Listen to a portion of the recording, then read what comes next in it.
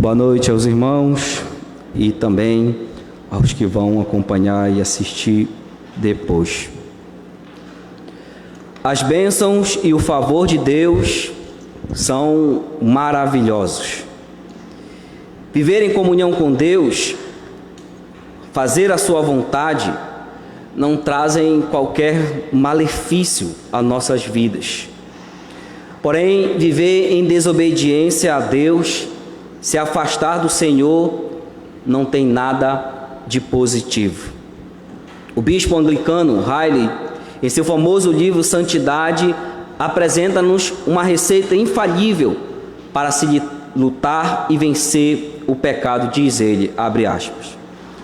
A santidade também é algo que depende em muito do uso diligente dos meios bíblicos. Quando falo em meios, tenho em vista a leitura da Bíblia, a oração privada, a frequência regular, a adoração pública, o ouvir constante da palavra de Deus e a participação regular na ceia do Senhor. Afirmo como um simples fato que ninguém que se descuida quanto a esses exercícios pode conseguir grande progresso no caminho da santificação. Deus opera através de meios, e Ele nunca abençoará uma alma que pretenda ser tão elevada e espiritual que possa dispensar esses exercícios como se fossem desnecessários. É interessante o que ele diz aqui, porque isso nos faz pensar que nós sofremos por três aspectos ou três meios, três razões. Primeiro, porque estamos no mundo caído, sofremos por isso.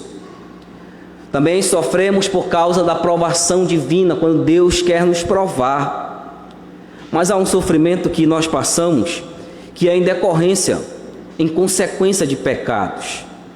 E esse sofrimento é um sofrimento terrível, que a gente poderia não estar passando por eles.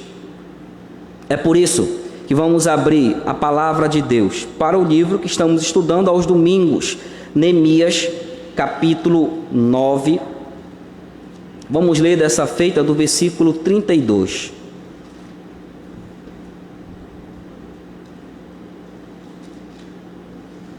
Neemias, capítulo 9.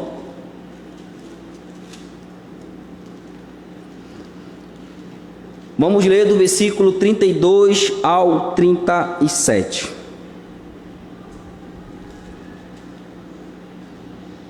Vamos terminar hoje o capítulo 9. Neemias, capítulo 9, dos versículos 32 ao 37. 38, melhor dizendo, né? Até o final, até o 38. Diz assim a palavra do Senhor: Agora, pois, ó nosso Deus, ó Deus nosso, ó Deus grande, poderoso e temível, que guardas a aliança e a misericórdia, não menospreze toda a aflição que nos sobreveio, a nós, aos nossos reis, aos nossos príncipes, aos nossos sacerdotes, aos nossos profetas, aos nossos pais e a todo o teu povo, desde os dias dos reis da Assíria até o dia de hoje. Pois tu és justo em tudo quanto tem vindo sobre nós, pois tu fielmente procedeste e nós perversamente. Os nossos reis, os nossos príncipes, os nossos sacerdotes e os nossos pais não guardaram a tua lei, nem deram ouvidos aos teus mandamentos e aos teus testemunhos, que testificaste contra eles. Pois eles, no seu reino, na muita abundância de bens que lhe destes, na terra espaçosa e fértil que puseste diante deles, não te serviram, nem se converteram de suas obras, de suas más obras. Eis que hoje somos servos, e até na terra que deste a nossos pais, para comerem o seu fruto e o seu bem, eis que somos servos nela. Seus abundantes produtos para os reis que puseste sobre nós por causa dos nossos pecados, segundo a sua vontade, dominam sobre o nosso corpo e sobre o nosso gado. Estamos em grande angústia. Por causa de tudo isso, estabelecemos aliança fiel e escrevemos e selaram-na os nossos príncipes, os nossos levitas e os nossos sacerdotes. Senhor Deus, Pai, obrigado pela Tua palavra, porque ela, ó Deus, nos ensina, Tua palavra nos mostra, quando ela é explicada, ensinada, Deus, a necessidade que temos, como vamos ouvir nessa noite, de termos compromisso contigo, ó Deus. O Senhor sabe, ó Pai, que por vezes não estamos compromissados como deveríamos. Às vezes tem mais coisas e pessoas a quem devotamos compromisso e não a Ti. Ajude nessa noite a entendermos isso, que a Tua palavra nos mostra, Deus, que às vezes o nosso sofrimento é em decorrência disso, da falta de compromisso contigo.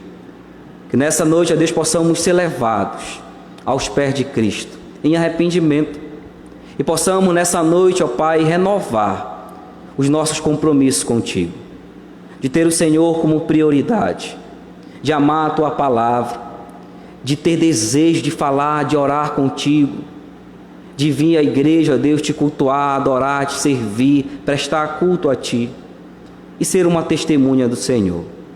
Nos ajude, é isso que nós te pedimos, em nome de Cristo oramos a Ti. Amém. Irmãos, a palavra de Deus, ela também nos concita a renovarmos o nosso compromisso. Você lembra que quando você e eu, não sei quanto tempo, mas nós nos convertemos a Deus, Cristo nos salvou e nos trouxe a Ele. Mas aqueles dias, aqueles primeiros dias foram dias de grande alegria, em que nós amávamos ler a Bíblia e buscar a Deus e orar. Havia algo que nos impulsionava e conduzia, era algo bonito. Era uma alegria de estar na casa de Deus, não havia nada que me tirasse disso. Era algo que refletia, irmãos, um desejo contínuo por Deus. Mas o tempo foi passando, e aí nós vivenciamos experiências, nós crescemos, nós adquirimos coisas, casamos alguns, construímos a vida e coisas mais. E a relação com Deus? Talvez eu tenha passado algumas experiências de sofrimento, talvez eu tenha caído algumas vezes, talvez eu tenha tido dificuldades. Será que eu parei para pensar que o compromisso que eu tive, aquele desejo lá no início, por que ele se perde? Por que ele não se renova? Por que ele não aumenta? Por que ele não se expressa de uma maneira cada vez mais profunda com o Senhor? É algo que a gente vai pensar nessa noite, porque essa era a realidade do povo aqui, irmãos. Nós temos aprendido no livro de Neemias, aqui no capítulo 8, capítulo 9 e o capítulo 10, que devemos voltar urgentemente à palavra de Deus. Você lembra que quando Neemias, ali junto com Esdras, que Esdras então trouxe a palavra e pregou e ensinou, isso trouxe mudanças no povo. Eles desejaram a palavra, eles se arrependeram, e aí o capítulo 9 eles fazem uma grande confissão a Deus. Mas é muito interessante, eles olham desde o dia que Deus chamou Abraão, até o dia, naquele momento que eles estavam ali, toda a história que eles passaram, e eles vão perceber claramente como o povo foi instável no seu compromisso com Deus. Havia momentos que o povo amava a Deus e queria obedecer e servir a Deus, mas havia momentos que o povo não estava nem aí para Deus, viviam como se nem o conhecia. Assim foi, e eles vão contando isso.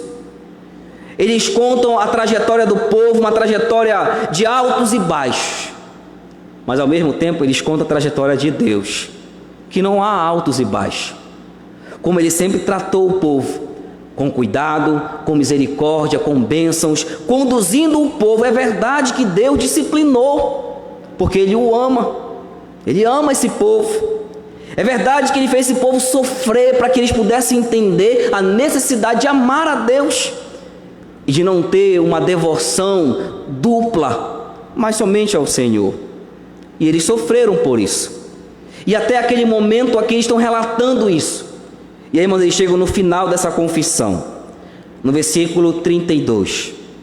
É interessante que eles vão mostrar primeiro aqui quem é Deus. Eles vão dizer que Deus é justo. Olha como ele diz aí o versículo 32. Agora, pois, ó Deus nosso, ó Deus grande, poderoso e temível, que guardas a aliança e a misericórdia. Irmãos, eles fazem toda uma trajetória da história de Deus e Israel. E eles puderam constatar que Deus é imutável quanto aos seus atributos. Mas o povo não. O povo é um ciclo de quedas, arrependimento, busca de Deus, quedas, arrependimento, um ciclo. Mas é interessante observar, irmãos, que durante toda a linha da história desse povo, Deus preservou um remanescente fiel. E sabe por que isso é importante? Porque esses remanescentes fiéis que ficaram no meio do caminho e morreram, não seguiram a Deus, ficaram por lá. Mas houve um povo que, mesmo diante da maioria em pecado, esse povo foi preservado. Eles amaram a Deus, eles se devotaram a Deus, cuidaram da obra de Deus. E esse povo, irmãos, trouxe a nós, sabe quem? O Messias. O remanescente fiel, depois daqui de Neemias, 400 anos depois dos profetas Malaquias, nos traz Cristo Jesus. Sabe o que isso nos ensina? Que independente de como anda a igreja, de como anda o povo de Deus, o seu compromisso com Deus, haverá sempre um povo que permanece fiel. Deus preserva assim. E houve assim. Mas eles tratam aqui, irmãos, como eles agiram. E primeiro, eles reconhecem o caráter de Deus. Ele diz aí que, ó Deus nosso, ó Deus grande. Primeiro eles falam aqui, irmãos, que o nosso Deus é um Deus que não está limitado tal como nós. Ele é tão grande que a visão de Deus nós não podemos esquadrinhar. Diferentemente da gente, a nossa visão e existência é limitada. Não podemos nos comparar ao Senhor, mas Deus, Ele é grandioso. Ele é esse Deus transcendente que os teólogos dizem o outro. Significa dizer, de uma parte, que Ele não é igual a nós. Ele não é falho. Ele não mente. O que Ele promete, Ele faz. Mas ao mesmo tempo também esse Deus que é diferente, Ele é imanente, é verdade. Ele encarnou, Ele assumiu uma forma humana para que nós pudéssemos ser resgatados. Mas Ele relata aqui que esse Deus é grande. Olha a história e vejam e conheçam esse Deus grandioso, incomparável. É o nosso Deus. Mas também eles dizem que esse Deus é poderoso. Aqui ele se refere, irmãos, à total capacidade de Deus de realizar toda a sua vontade. Irmãos, o que Deus promete, Ele realiza. Não há nada que possa impedir o que Deus quer fazer. Se Ele quer mudar a minha história, Ele mudará. Se Ele quer mudar as circunstâncias, Ele mudará. Ninguém pode segurar a mão de Deus, porque Ele é onipotente. Portanto, se eu confio nesse Deus, eu estou deleitado no seu poder. Ele é capaz de tudo. É claro que Ele não pode fazer nada que contrarie o seu caráter de alguém perfeito e bom. Mas aqui Ele fala de realização, de capacidade. Ele é poderoso para fazer tudo que a sua vontade quer. Eles reconhecem isso. Mas também eles falam que esse Deus é temível. Literalmente significa, irmãos, que o nosso Deus é alguém que inspira reverência. Quando você olha para Deus, o desejo e a vontade é de se dobrar diante dele e de o adorar. Nós temos uma música que cantamos isso. Quando eu olho para Deus, o desejo é de me dobrar e adorar. Porque se Deus inspira reverência, deve haver no meu coração, ao compreender esse Deus, o desejo de submissão, de adorar, de dizer: Senhor, eis aqui o teu servo. Quero te servir e te amar, porque tu és tão belo, tão admirável, tão incomparável. Eu devo ter esse olhar, irmãos, para Deus, porque Ele é temível. Não é aquele, como os mitos dizem, né? Os deuses gregos, aquele Deus implacável, um suzerano que não está nem aí para o povo. Não, Ele é um Deus de misericórdia. Ele é alguém que estabelece relacionamento. Quando Ele fala aqui de alguém temível, irmãos, Ele estabelece a posição também. Deus está no alto. Ele é o objeto da minha adoração. E eu estou embaixo, no estrado dos seus pés, para lhe adorar. A minha vida deve ser inclinada a temer a Ele, porque eu dependo dEle, e Ele é santo, e eu devo temer a esse Deus. E eles terminam dizendo que guardas a aliança e a misericórdia. Lembre que ao longo dessa confissão do capítulo 9, eles vão reiteradamente dizendo: Deus é misericordioso, que guarda a aliança. É por isso que eles estão aqui podendo falar isso, irmãos. Porque esse Deus que é misericordioso e guarda a aliança, trouxe eles de volta. Exatamente porque esse Deus é misericordioso. Irmãos, esse Deus é alguém que eu posso buscar. Mesmo às vezes quando eu erro: Senhor, Tu és misericordioso e eu preciso de Ti. O pecado não deve me levar para longe de Deus, dizendo que Deus não está nem aí para mim. Ele me espera para que eu possa recorrer à sua misericórdia e graça. Preciso buscar a Deus. E eles lembram disso daqui: Tu és o Deus da misericórdia. Ele diz aí que guardas a aliança e a misericórdia. Mas também, irmãos, eles clamam a essa mesma misericórdia. Olha o que eles falam no versículo 32 ainda: não menospreze toda a aflição que nos sobreveio. Irmãos, aqui a ideia da palavra de não menospreze, eles não estão exigindo nada de Deus, mas dizem: Senhor, por Tua misericórdia, olha para todo o nosso sofrimento, desde o início, quando nós nos desviamos do Senhor, nós temos sofrido. As nossas lideranças têm sofrido. Ele fala aí: os reis, os príncipes, sacerdotes, a liderança política, a liderança religiosa, todo o povo sofre. Irmãos, isso começou, ele diz aí, lá com os reis da Síria, quando foi a primeira deportação das 10 tribos de Israel. Deus enviou os assírios, os levantou e usou-os como vara de disciplina, porque o povo havia se afastado de Deus e sofreram, morreram pessoas e foram levados pelos assírios. Depois foram levados pelos babilônicos. Judá foi levado 70 anos, sofreram novamente, e a razão foi a mesma: desobediência, se afastaram de Deus.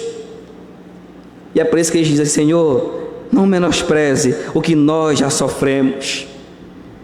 Olha para nós com misericórdia. Não olha para nós, para nossa história, para o nosso povo, o teu povo, na proporção dos nossos erros, porque senão não sobrará nada da gente. Deus havia feito isso, na verdade, tratou eles com misericórdia. Mas olha, irmãos, também o que chama a atenção: eles reconhecem a justiça divina. Versículo 33 diz aí: porque Tu és justo em tudo quanto tem vindo sobre nós, porque tu fielmente procedeste, e nós perversamente. Sabe que às vezes, irmão, tem faltado a nós discernimento? Como assim, pastor? Quando, por exemplo, eu estou sofrendo por alguma coisa, sobreveio a mim um sofrimento, eu devo refletir, porque às vezes estou reclamando do sofrimento que eu estou passando, e às vezes esse sofrimento que eu estou passando é exatamente por causa do meu afastamento de Deus. Lembra que nós falamos aqui, existem 3 causas porque eu sofro: porque eu estou no mundo caído, porque Deus está me provando, ou às vezes por causa dos meus pecados. E aqui ele diz: olha, tu procedestes justamente. Sabe o que estão dizendo em outras palavras, irmãos? Que todo o sofrimento que eles estavam passando, dos assírios, na mão dos assírios, nas mãos dos babilônios, todos esses sofrimentos eram justos. Sabe por quê? Porque era por causa dos pecados. Então, se eu estou sofrendo porque eu estou afastado de Deus, eu não devo reclamar do Senhor, mas eu devo reconhecer que Deus é justo. Irmãos, quando Deus tira algo de mim, porque eu me afastei dele, ele é justo. Quando Deus me leva à disciplina e eu sofro por isso, eu não devo chorar, mas dizer: Senhor, tu és justo. Porque o nosso problema às vezes é que nós, de certa forma, abrimos espaço, fazemos concessão para o pecado e não queremos sofrer por isso. O fato de nós sofrermos é porque nós nos afastamos de Deus. E Ele, por nos amar tanto, Ele não permite que nos percamos. E é interessante, aqui chama atenção isso, porque o povo reconhece: tu és justo em tudo quanto tem vindo sobre nós.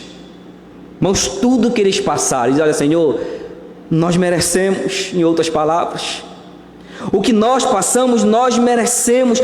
Tudo que tu fizestes, tu és justo. E eles comparam, diz: tu fielmente procedeste, e nós perversamente. Então, esse é o primeiro passo para o meu arrependimento.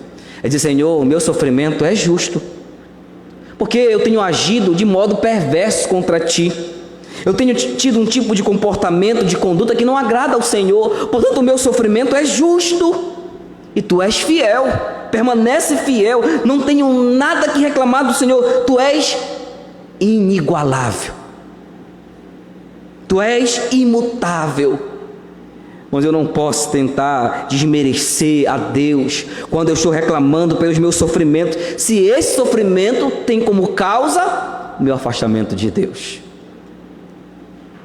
Tenho que reconhecer, e eles fizeram isso aqui, reconhecem a justiça divina. E também, irmãos, eles reconhecem que eles foram infiéis. Olha o versículo 34. Os nossos reis, os nossos príncipes, os nossos sacerdotes, os nossos pais não guardaram a tua lei, nem deram ouvidos aos teus mandamentos e aos teus testemunhos que testificaste contra eles. Sabe o que reconhece aqui? A infidelidade. Os nossos reis, príncipes, sacerdotes, os pais não deram ouvidos. Sabe o que é pecado? Mas exatamente isso: não guardar a lei, não dar ouvido à palavra de Deus. Mesmo Deus levantando os profetas dizendo: olha, vocês estão errados, voltem para Deus, eles não voltaram. Eis aqui uma razão, eis aqui uma ocasião para Deus nos tratar quando o pecado é impenitente. Sabe o que é isso, irmãos? Quando eu não me arrependo, quando eu não reconheço, quando eu não digo: Senhor, eu errei, me perdoe, eu não quero fazer mais isso, e reconhecer a minha infidelidade, a quebra do meu compromisso com Deus. Eles fizeram isso aqui. Irmãos, talvez a confissão desse povo, a história desse povo seja a mesma minha. Se eu analisar de modo sincero, eu vou olhar para Deus e dizer: Senhor, tu és justo, o teu agir, o teu proceder é justo. Tudo que eu tenho passado, todo o meu sofrimento, tu és justo. Estava vendo um filme esses dias, e havia um personagem nesse filme em que ele perdeu a mãe muito cedo, e o seu pai, não suportando a perda da mãe, ele se tornou um alcoólatra e abandonou os 2 filhos. E esse filho, ele dizia: como é que eu posso amar um Deus como esse? Como é que eu posso buscar um Deus como esse, que só deixa coisas ruins acontecer na minha vida? Porque Ele tirou a minha mãe de mim, porque Ele fez com que o meu pai me abandonasse. Mas um dia, alguém encontrou ele e deu um testemunho para ele, dizendo que Deus não opera como eu opero, como eu vejo as coisas. O mal que eu vejo, para Deus não é mal, porque Deus transforma aquilo que é ruim aos nossos olhos em bem. E às vezes Deus me leva a situações, irmãos, para que eu possa reconhecer o quanto eu preciso dele. E aqueles que são cristãos e têm andado longe do Senhor, Ele vai fazer com que nós possamos parar um dia. Talvez Ele tenha que tirar algo o qual tem me tirado dele, talvez Ele tenha que fazer isso. Talvez Ele tenha que me causar um dano. Talvez Ele tenha que me prostrar, até que eu reconheça o quão eu preciso dele. Sabe para quê? Sabe por quê? Porque nós temos um compromisso com Deus. E esse compromisso foi firmado lá na cruz do Calvário, quando Cristo foi cravado na cruz pelo seu pecado, pelo meu pecado. E ao 3º dia Ele ressuscitou e nos resgatou para sermos um povo de Deus. Portanto, irmãos, eu tenho um compromisso com Deus. Eu pertenço a Ele, eu sou um servo dEle.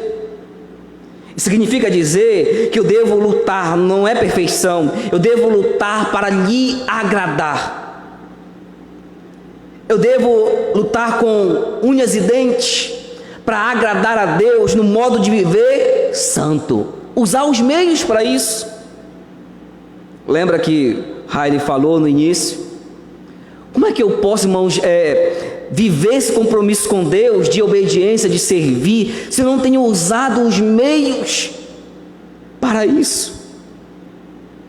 Leitura da palavra, oração constante, culto público, adoração a Deus, estar envolvido na obra, andar em obediência, ser diferente. Eu preciso fazer isso. Se nós formos sinceros, nós podemos olhar para Deus e dizer: Senhor, não há nada que reclamar de Ti. Não há nada. Eu talvez realmente sou limitado, porque Tu és grande, eu sou limitado. Como é que eu posso entender tudo o que eu passei, a minha família passou, os sofrimentos que nós passamos? Há coisas que nós não podemos explicar, é verdade. Mas uma coisa eu posso fazer, é descansar no cuidado de Deus. Esse Deus é grande, eles falaram aqui, está escrito aqui. Ele é poderoso, Ele é temível, é o Deus da minha vida, da sua vida. E esse Deus é justo. Meu amado irmão, se eu quero renovar o meu compromisso com Deus, o primeiro passo a fazer é reconhecer os meus erros. E em seguida reconhecer que tudo que eu tenho passado, o sofrimento que eu tenho passado, se são motivados pelo meu afastamento de Deus, é dizer: Senhor, tudo o que tem acontecido comigo é justo. Não há o que reclamar, Senhor. Eu quero me voltar para Ti.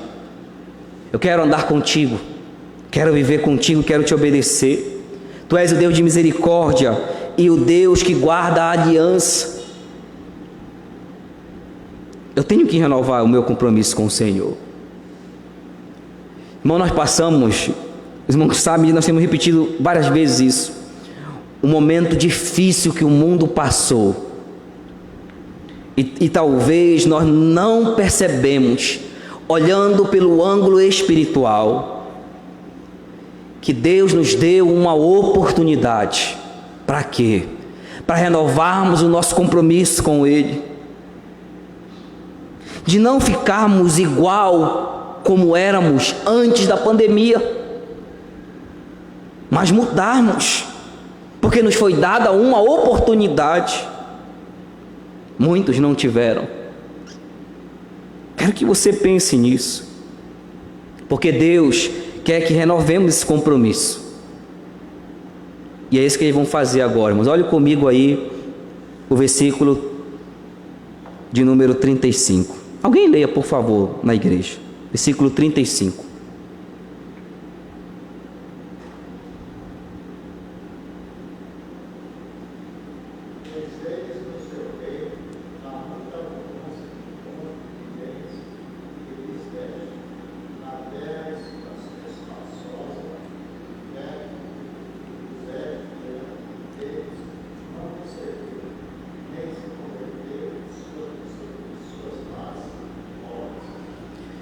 Irmãos, vamos ver aqui que Deus também disciplina.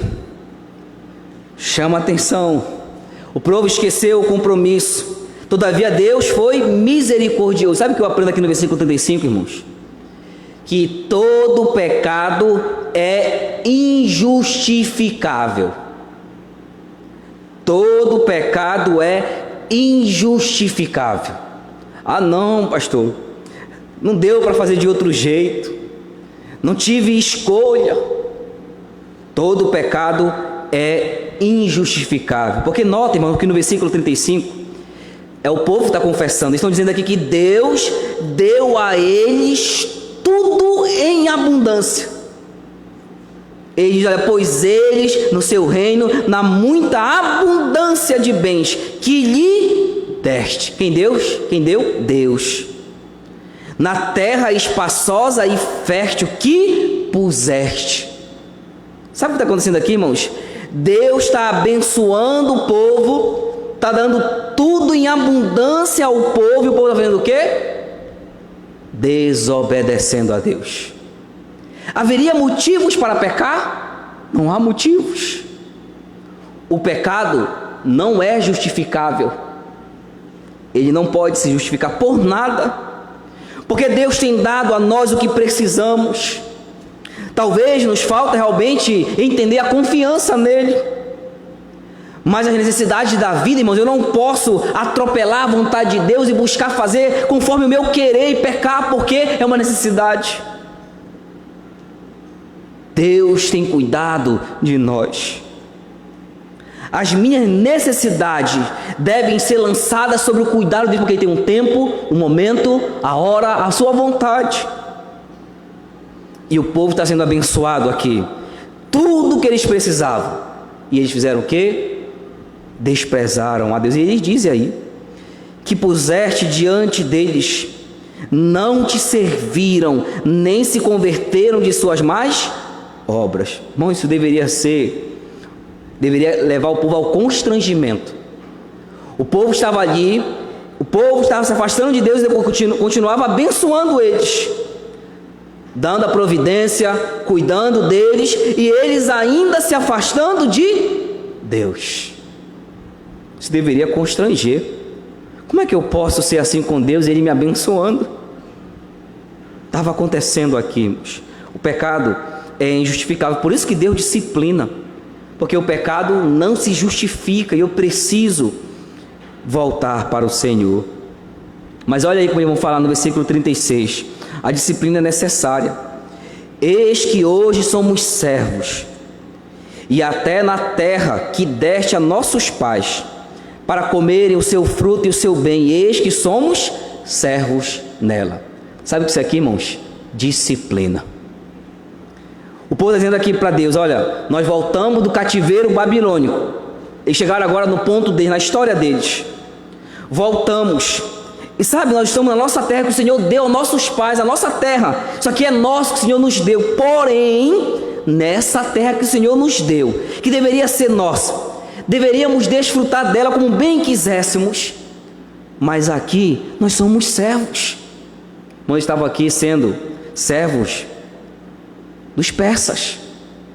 Estavam subjugados a um outro reino, mesmo na sua terra. E por qual razão?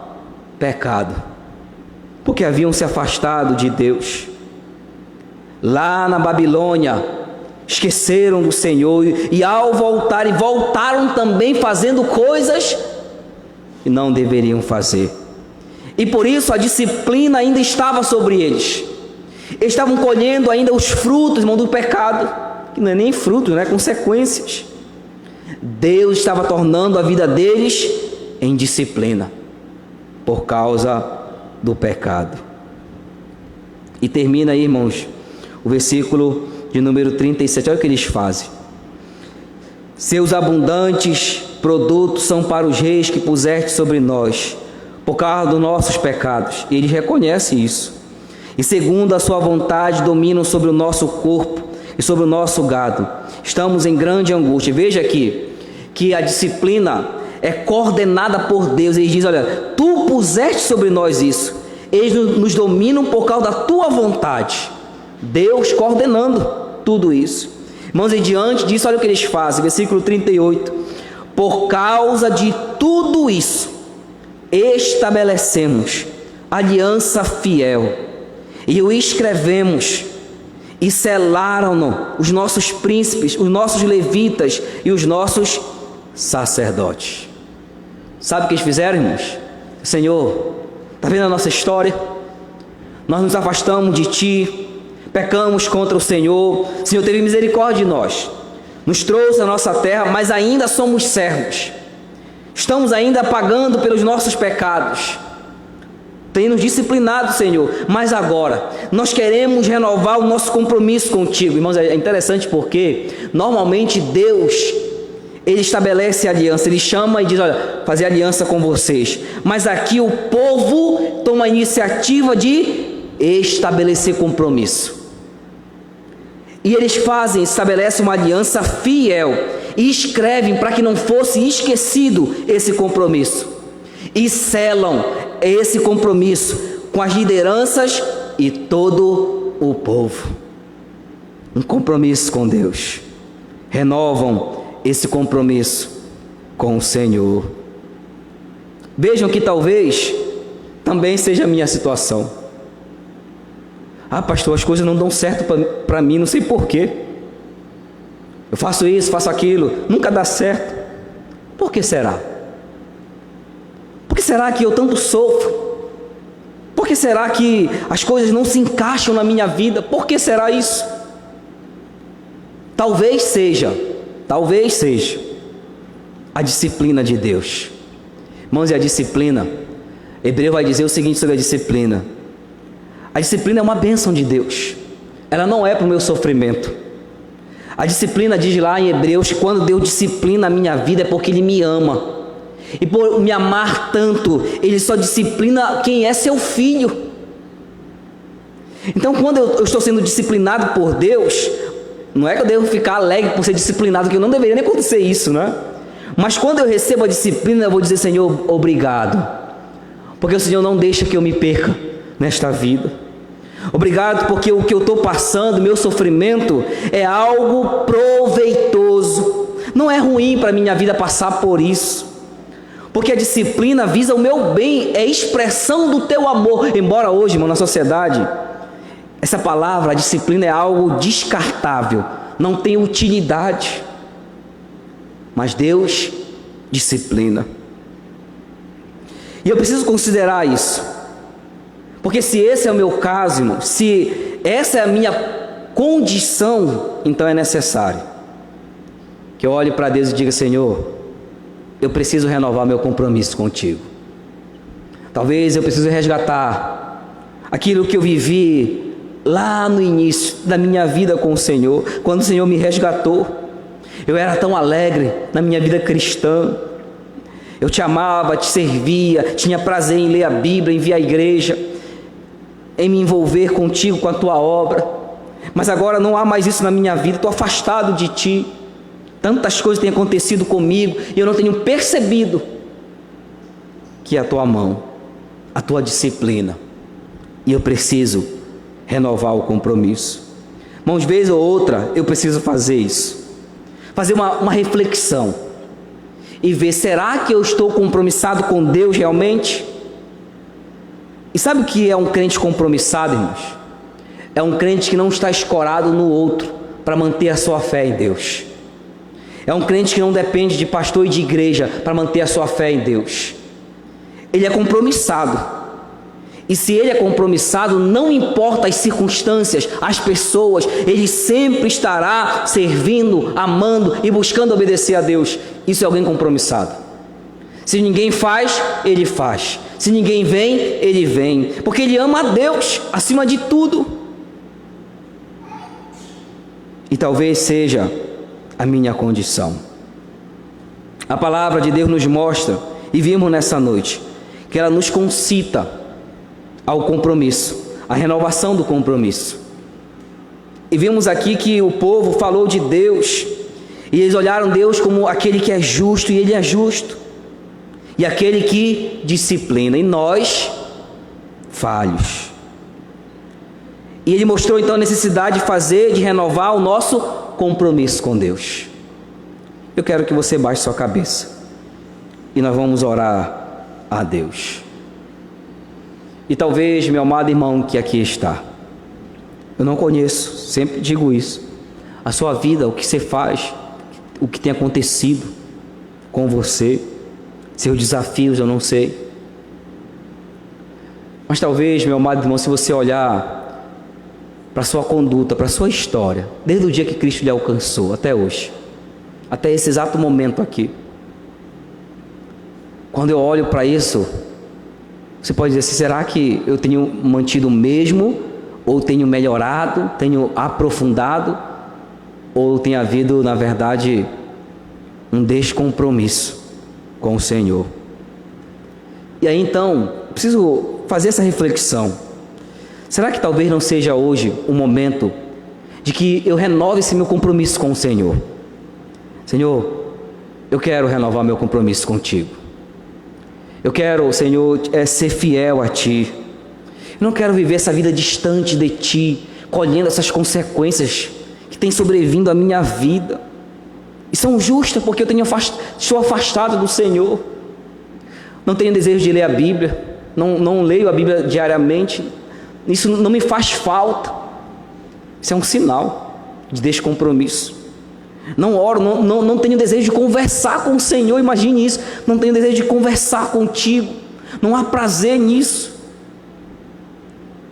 Quando chega o culto público, não há desejo, é mais como uma obrigação talvez. Não há desejo de servir. Essas coisas não são naturais, não são coisas que são espontâneas em mim, desejo por Deus, de amar a Deus, de ler a Bíblia, de orar, de buscar o Senhor.